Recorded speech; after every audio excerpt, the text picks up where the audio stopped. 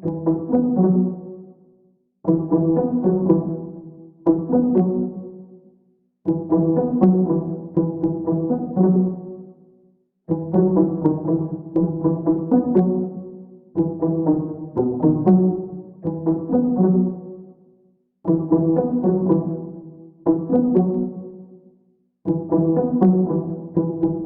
daholo androany isika dia ndandera hiresaka ny mahakasika ny fifidianana solombavambahoaka izay fanao amin'ny firenena rehetra maneran-tany moa izany fifidianana solombavambahoaka izany. Fanandraitsany maro raha nahare fa any Frantsa any amin'izao fotoana izao dia misy ny candidat vehivavy izay malagasy moa ity candidat vehivavy any Frantsa ity izay nisafidy ny hirotsaka fidiana solombavambahoaka Ramatoa Randriamanampisoa Lendere Dorety izay candidat any RN ka voatery nofafana ny anarana mahamalagasy eo amin'ny afisy ho ireo izay nampitany vaovao avy any an-toeranany amin'izao fotoana izao. Ka io no fakafakaina amintsika ato anatin'ity video ity ka manasitsika rehetra anaraka an'ity video ity hatramin'ny farany.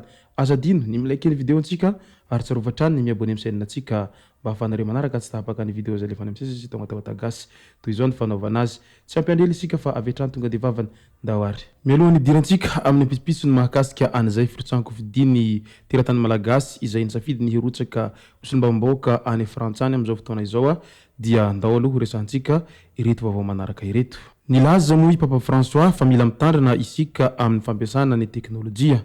Niresaka bebe kokoa momba ny intelligence artificielle tamin'ny fandraisam-pitenenany tany amin'ny février G7 na ireo firenena fito manankarena indrindra tany Italia ny Papa François tamin'ny zoma lasa teo iny.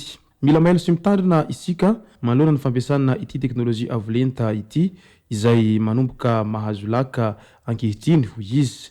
Nampirosiany Papa François mba tsy hamela ny intelligence artificielle hibaiko sy hifehy ny fiainantsika zanak'olombelona isika.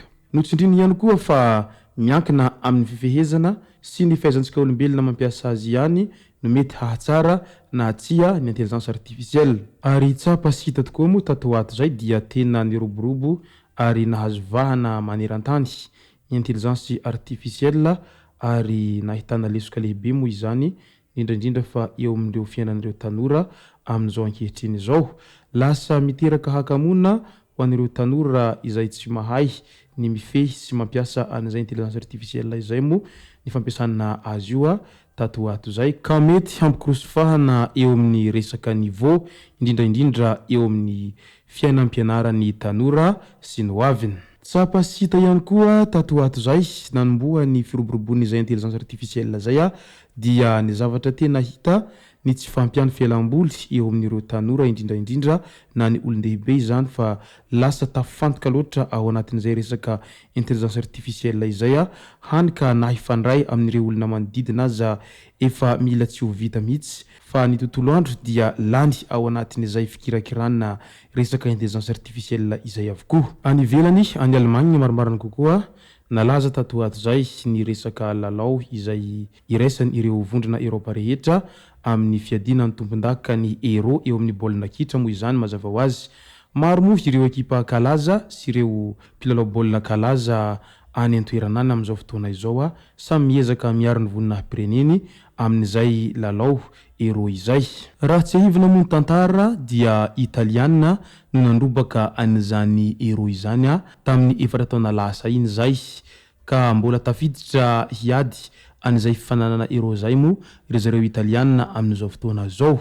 Isan'ny andrasany maro amin'ity lalao Euro ity ireo Italiana izay tompon-daka farany, ireo Espagne, ny Frantsay, ny Anglisy ary rizareo Allemagne izay mpampiatrano eo ihany koa ny ekipan'ny Portugal izay ahitana ireo kintana kalaza maneran-tany.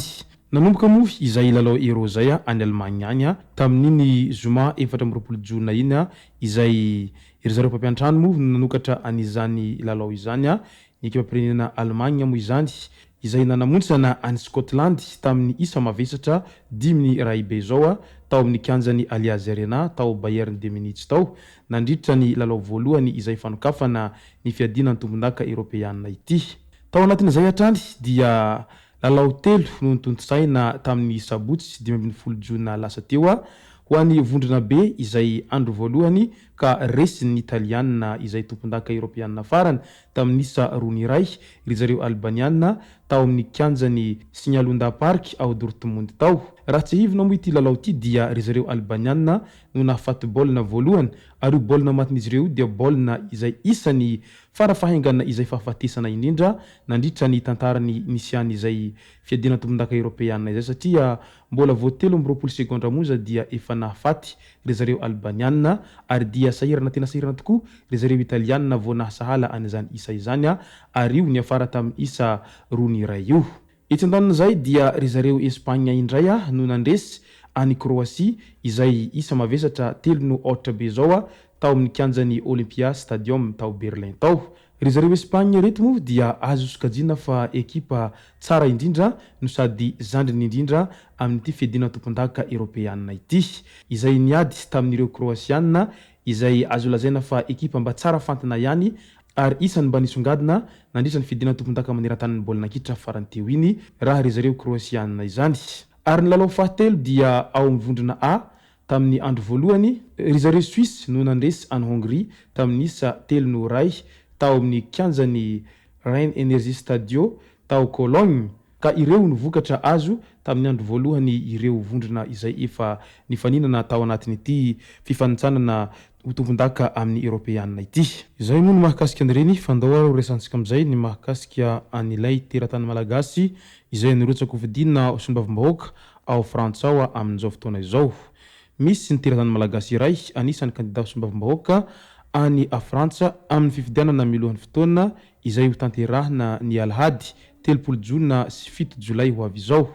Ny antoko RN na ny Rassemblement National izay antoko politika naoriny Marie Le Pen, zanakavavy any Jean-Marie Le Pen izay FN moa izany na Front National no nanolotra any Randriamanampisoa Lendere Dorette. Maro ihany ireo diaspora malagasy any Frantsa no tohina sy gaga raha nahita ity piraitanindrazana ity famafana fo ao anatiny antoko vosikajy ho antoko mpanavakavaka ary anisany manohitra mafy ny fisian'ireo mpifindra monina indrindra ny avy ety amin'ny kontinanta afrikanina any Frantsa. Samy nahatsikaritra ny rehetra fa noesorina na voatery noesorina ny manamarina kokoa ny anarany Randriamanampisoa satria atahorana tsy anaiky izany ny mpikatroka sy ny mpifidy RN. Ny anarana Lendere Dorette sady io ihany koa ny ao amin'ny Facebook-ny ao no nasongadina kokoa satria izay no metimety sy eken'ny mpifidy RN angambany. Ny hita eo amin'ny fisiany koa dia somary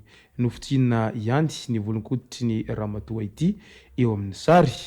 Asa mba entina hanamora ny fampielezan-kevitra no anton'izany rehetra izany.